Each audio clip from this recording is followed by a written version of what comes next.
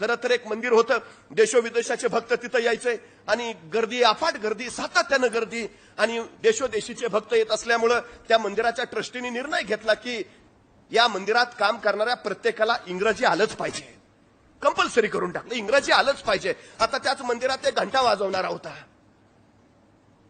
तो म्हणला आता आपल्याला इंग्रजी येऊन काय उपयोग आहे, घंटा कुठे इंग्रजीतनं वाजवायची आहे, आपण तर काय बोलतही नाही कुणाशी. मग त्यांनी ट्रस्टीला विचारलं मला इंग्रजी नाही आलं तर चालेल का? नाही नाही, नियम म्हणजे नियम, सगळ्यांना इंग्रजी आलंच पाहिजे. या मंदिरात जे कोणी काम करतात त्यांना इंग्रजी कंपल्सरी आलंच पाहिजे. वय वर्ष 55, त्या वयात त्यांनी शिकायचा प्रयत्न केला, काही जमलं नाही. पण आता नियमानुसार नोकरी करता येणार नव्हती, शेवटी त्यांनी नोकरी सोडली. बरं आता करावं काय? त्यांनी शांतपणे विचार केला, पोटापाण्यासाठी काहीतरी केलं पाहिजे.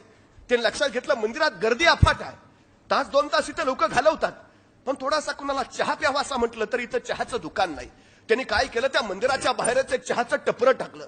बघता बघता टपरं जोरात चाललं, इतकं जोरात चाललं की 6 महिन्यात छोटं हॉटेल तयार झालं. छोट्या हॉटेलचं वर्षात त्यांनी मोठं हॉटेल केलं. ते इतकं उत्तम चाललं, त्याचं नियोजन व्यवस्थापन इतकं चांगलं की बघता बघता त्यांनी 3 स्टार हॉटेल काढलं. 3 स्टार हॉटेलची 5 स्टार हॉटेल काढली. परदेशातली लोक तिथं त्याच्या हॉटेलमध्ये थांबायला, मुक्कामायला यायला लागली. त्या 5 स्टार हॉटेलचा मालक असणारा तो प्रचंड मोठा यश, प्रचंड मोठी ताकद त्याने अफाट कमावली आणि त्याच्या त्या 5 स्टार हॉटेलमध्ये देशोविदेशाचे भक्त मुक्कामाला यायला लागले. अमेरिकेचं असंच एक भक्त मंडळ तिथं आलं होतं, त्याच्या हॉटेलमध्ये थांबलं होतं. त्यांनी त्या हॉटेलची रचना बघितली, नियोजन बघितलं, व्यवस्थापन बघितलं, भारावून गेले आणि त्या अमेरिकन शिष्टमंडळानं मागणी केली की आम्हाला या हॉटेलच्या मालकाला भेटायचं आहे, उत्तम पद्धतीनं सगळं केलंय, आम्हाला त्याला भेटायचं आहे, त्याचा व्यवसायातला अनुभव अफाट आहे, काम अफाट आहे, उत्तम, त्याला भेटायचं आहे. आणि मग हा भेटायचं म्हटल्यावर पुढे आला. आता ते इंग्रजीतनं बोलतायत, ह्याचं मराठीतनं चाललंय, कुणाचा काही संवादच होईना.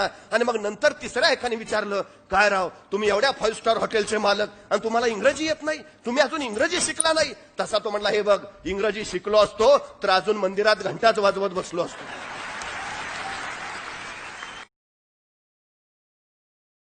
Share chat.